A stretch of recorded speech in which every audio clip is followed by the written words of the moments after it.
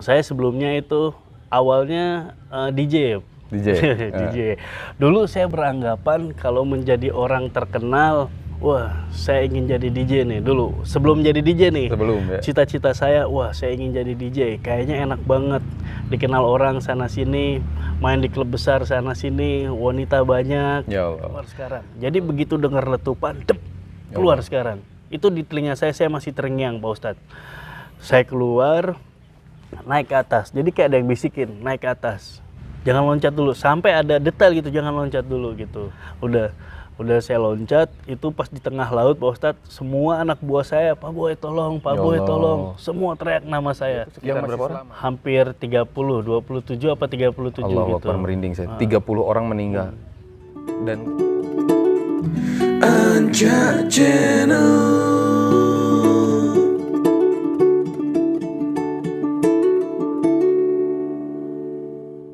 Assalamualaikum warahmatullahi wabarakatuh. Hamdan wa syukran lillah wa salatan wa salaman ala rasulillah wa ala alihi wa sahbihi wa mawalah. Asyhadu an la ilaha illallah wahdahu la syarikalah wa asyhadu anna muhammadan abduhu wa rasuluhu adati la nabiyya ba'dah. Allahumma salli wa sallim ala hadzal nabiyil karim sayyidina Muhammadin wa ala alihi wa sahbihi ajmain amma ba'du. Alhamdulillah, kembali lagi kita semua atas takdir Allah Subhanahu wa taala dan seluruh umat yang mencintai baginda Rasulullah sallallahu alaihi wasallam. Hari ini kita akan belajar mendengarkan pengalaman hidup. Jadi kalau pengalaman hidup tuh Masya Allah, ada yang membuat kesan di seseorang itu karena pengalaman hidupnya. Seseorang yang pernah mengalami berjuang keras dalam kehidupan yang bergelimang dengan dosa, ketika dia kenal dengan agama, maka dia akan mengalami hal spiritual yang luar biasa. Karena dia pernah merasakan dulu apa yang namanya maksiat. Nah ini metamorfosis kehidupan, ada perubahan. Jadi memang Allah Subhanahu wa taala tuh menguji setiap hamba tuh hanya dengan dua perkara. Yang pertama diuji dengan perkara ketaatan, yang kedua diuji dengan perkara kemaksiatan. Jadi jangan salah, orang taat itu adalah ujian. Jika dia lepas saja daripada ketaatannya, maka benar apa yang disabdakan oleh Rasulullah SAW. Ada orang yang beramal dengan amalan surga sehingga dia mendekatkan dirinya dengan surga ini hanya satu jengkal. Tapi ajib, di akhir hayatnya justru dia tercatat sebagai penghuni neraka. Masya Allah. Ada orang yang beramal dengan amalan neraka sehingga mendekatkan dirinya tuh hanya satu jengkal kepada neraka, tapi di akhir hayatnya justru dia tercatat sebagai ahli surga. Nah, hari ini kita akan belajar mendengarkan pengalaman orang yang sudah berhijrah di jalan Allah, yang alhamdulillah sekarang sudah soleh, seorang DJ. Kemudian dulu mungkin namanya besar juga di klub-klub malam atau diskotik. Salah satunya diskotik besar di Bogor. X1 ya? X1 Club. X1 Club Bogor. X1 Club Bogor. Kita akan dengar dulu pengalaman bagaimana hijrahnya dulunya seperti apa.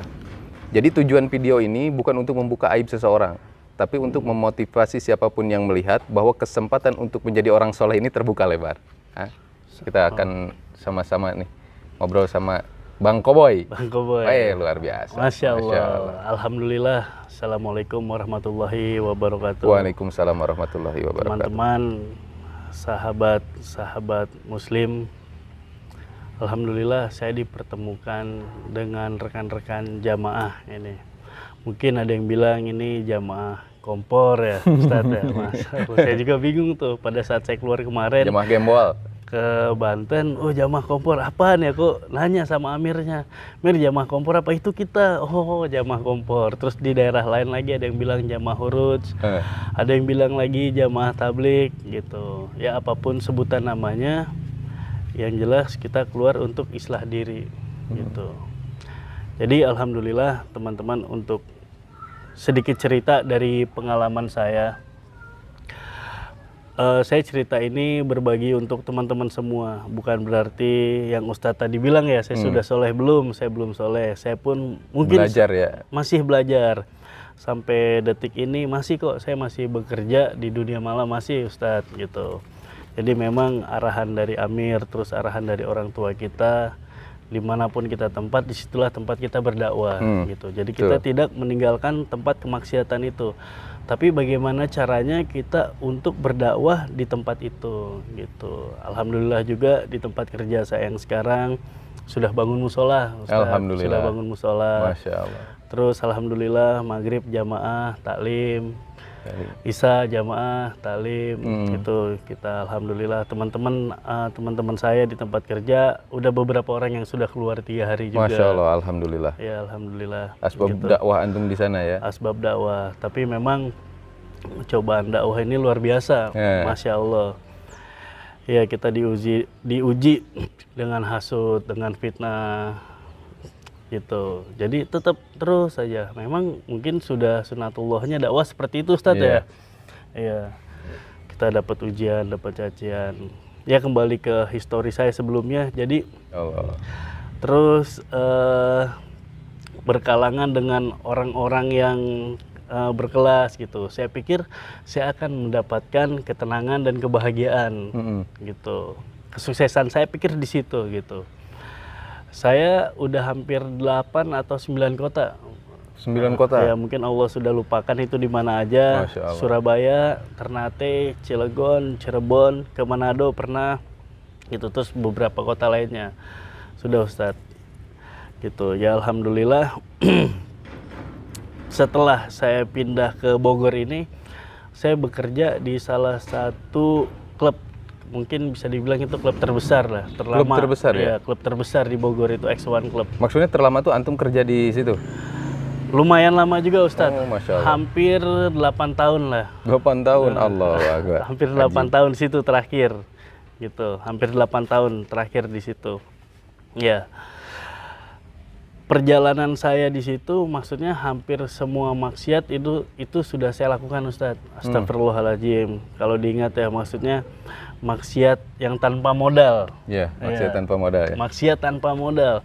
Mungkin saya agak ngenes juga sih atau nyesek ya ngelihat anak-anak zaman sekarang itu untuk bermaksiat bermodal gitu. Iya, dia udah bermodal ngeluarin duit untuk maksiat. Astagfirullahaladzim. Saya dulu bermaksiat tanpa modal, semuanya serba ada.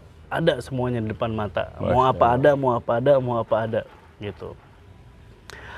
Suatu ketika mungkin Allah uji saya dengan goncangan hati Pak Ustadz. Pernikahan saya gagal. Saya udah hampir 3 kali nikah ini. 3 kali? 3 kali. Yang pertama istri saya memang meninggal Pak Ustadz. Istri saya meninggal. Yang kedua kemarin pun gagal. Mungkin saya berpikir lagi, kenapa gagalnya pernikahan saya? Saya pikir rumah tangga saya nggak ada amal agama. Gitu. Berarti awalnya di situ titik balik antum ada keinginan. Iya, tidak ada amal agama. Jadi kalau dibilang rezeki ya alhamdulillah berkecukupan, walaupun tidak mewah Pak Ustadz. Itu ya belanja 200.000 sehari. Gitu kan, kalau dibilang cukup ya lumayan ya Pak Ustadz, lumayan ya 200.000 sehari ada terus, belum yang lain gitu. Tapi kok kenapa nggak ada kebahagiaan gitu, nggak ada ketenangan dalam rumah tangga? Ternyata benar tidak ada amal agama. Satu ketika saya disamperin sama teman saya nih Pak Ustadz, sama teman-teman saya DJ juga gitu. Adalah teman-teman saya seperti Lexa, Didu, Ale dari teman-teman DJ. Yang kebenaran mereka mungkin sudah ikut sama sudah lebih dulu ini. ya. Sudah lebih dulu gitu. Saya disamperin sama mereka, boy kita mau keluar nih 40 hari. Saya nggak ngerti tuh apa itu keluar, tiba-tiba dateng, boy 40 hari. What man? 40 hari kita mau 40 hari mau ngapain? Ini nge-DJ gimana kita tinggalin ya Allah. 40 hari mau ngapain? Saya bingung tuh. Gitu ya udah boy, kita habis 40 hari mau 3 harian. Ya udah 3 hari insya Allah. Dan dahsyatnya lagi saya sempat ngomong gini ya Pak Ustadz. Antum sholat isya berapa rakaat? 4 rakaat boy. Sholat maghrib 4 rakaat sama. Sholat subuh 2 rakaat sama. Ana sholat subuh 2 rakaat, sholat maghrib 3 rakaat, sholat isya 4 rakaat. Udah antum Islam, ana Islam, udah nafsi-nafsi. Allahu Akbar, innalillahi. Pas datang kedua ana gituin, antum Islam, ana Islam. Udah kita sama-sama Islam, lu sholat, gua sholat. Masya Allah Pak Ustadz, saya masih terngiang tuh dengan kata-kata saya yang itu, maksudnya dalam hati saya, ini ngapain sih lu ngajak-ngajak gua? Pada saat itu kan saya memang lagi sibuk banget gitu. Saya waktu itu baru membangun toko vape store tuh 3 tahun lalu lagi rame-ramenya, lagi booming, ya kan. Saya lagi membangun, nah teman-teman tuh datang beli liquid ya, datang. Mungkin alasan mereka beli liquid itu kayaknya mereka nggak mau beli liquid deh, cuman mau, saya baru tahu nih bahasa sekarang tuh kita ikhtilat khususi gitu. Saya disamperin, boy, Masya Allah apa kabar, boy kita ikut nih, teman-teman lagi pada ikut, kita kenalin ke teman-teman yang lain. Iya, saya belum tergugah, ya. Satu ketika di tempat kerjaan saya itu tahun baru Pak Ustadz, jadi kita pergi. Waktu itu kita mau ke Pulau Seribu. Oh, Pulau yang Pulau Tidung. Saya sempet tuh ya baca beritanya yang kapal kebakar itu. Iya benar itu, yang kapal kebakar di tengah laut itu Pak Ustadz. Kan itu pengalaman yang luar biasa ya buat antum. Maksudnya itu antum sempet cerita walaupun nggak penuh, dan ini saatnya diceritakan semuanya di video ini. Gimana di antara hidup dan mati gitu ya. Antara hidup dan mati itu bisa dibilang Pak Ustadz bener-bener kayak di TV ya. Kalau kita nonton bioskop, ya udah itu bener pengalaman bener-bener kayak nyata gitu. Berapa tahun ke belakang itu, Boy? Allahumma sholli ala Sayyidina Muhammad. Ana lupa 4 tahun. 4 tahun. 2016 kalau nggak salah. 2016 menjelang tahun baru 2017. Menjelang tahun baru. Iya, dan itu antum upload di YouTube juga? Atau di media? Ya? Tapi di semua YouTube ada kok beritanya. Itu KM Zahrul terbakar. KM Zahrul terbakar. Nah, ini boleh dicatat dan dicari tuh YouTube-nya. Maksudnya untuk melihat sejarah langsung nih, orang yang salah satu selamat tuh ini sekarang. Iya, ini KM Zahrul gitu. Itu saya mempunyai beban yang luar biasa Pak Ustadz. Saya di situ pada saat itu pimpinan tertinggi, masih ada sih di atas saya Pak Jackson almarhum yang meninggal itu. Itu semua anak buah saya pada saat kapal terbakar teriak nama saya. Allah. Pak Boy gimana? Pak Boy gimana? Sedangkan saya bingung. Saya aja nggak tahu ini saya selamat atau enggak. Ya Allah. Gitu. Tapi alhamdulillah ya Pak Ustadz, rekan saya itu yang meninggal dua-duanya itu bareng sama saya. Satu seat, satu bangku bareng sama saya. Satu bangku? Iya, almarhum Chris bareng sama saya satu bangku, almarhum Jackson pas di belakang saya. Di depan saya pas. Jadi mesin di sebelah sana.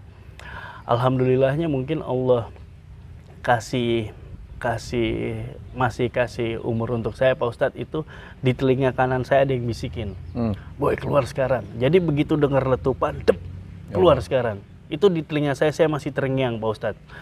Saya keluar, naik ke atas. Jadi kayak ada yang bisikin, naik ke atas, naik lagi ke atas. Gitu. Saya sampai naik tuh 4 dek sampai atap perahu itu. Saya naik gitu. Jadi ada yang bisikin, jangan loncat dulu, sampai ada detail gitu, jangan loncat dulu gitu. Jadi alhamdulillah saya selamat. Itu ada kayak di atas kapal gede kan biasa kayak apa ya, busa, gabus gitu. Udah saya loncat, itu pas di tengah laut Pak Ustadz, semua anak buah saya, Pak Boy tolong, Pak Boy tolong, semua teriak nama saya. Yang masih selamat? Yang masih selamat gitu. Akhirnya satu-satu saya ambil, saya tarik, satu-satu saya berenang sampai 5 atau 6 kali. Saya udah nggak kuat lagi, saya muntah-muntah di situ di tengah laut. Udah saya langsung la ilaha illallah, la ilaha illallah, la ilaha illallah. Padahal punten nih, antum waktu itu dalam mabuk. keadaan mabuk. Allahu Akbar. Mabuk, bos. Tapi ingat la ilaha illallah. La ilaha illallah. Di tengah laut itu. Saya langsung istighfar, salawat, semua baca-bacaan langsung. Udah nggak selamat nih. Soalnya itu kapal di depan percis. Nggak lama 10 meter baru meledak. Ya Allah. Jadi saya ngelihat meledak 10 meter gitu. Ya alhamdulillah kita selamatnya. Ada beberapa kapal nelayan. Itu lumayan lama kita berenang di tengah laut dan nggak pakai pelampung. Nggak pakai pelampung gitu. Allahu Akbar. Jadi Boy, maaf saya potong sedikit. Kan di kejadian itu pun di berita kan banyak yang meninggal kan ya? Yang dikabarkan di media itu sekitar berapa orang? Hampir 30, 27 apa 37 Allahu gitu. Akbar, merinding saya. 30 orang meninggal. Dan Koboy melihat bagaimana keadaan mereka ketika meninggal. melihat. Nah itu gimana sempat terlintas seperti apa ngelihat teman-teman sendiri yang meninggal dan langsung antum gitu ngelihat? Jadi memang itu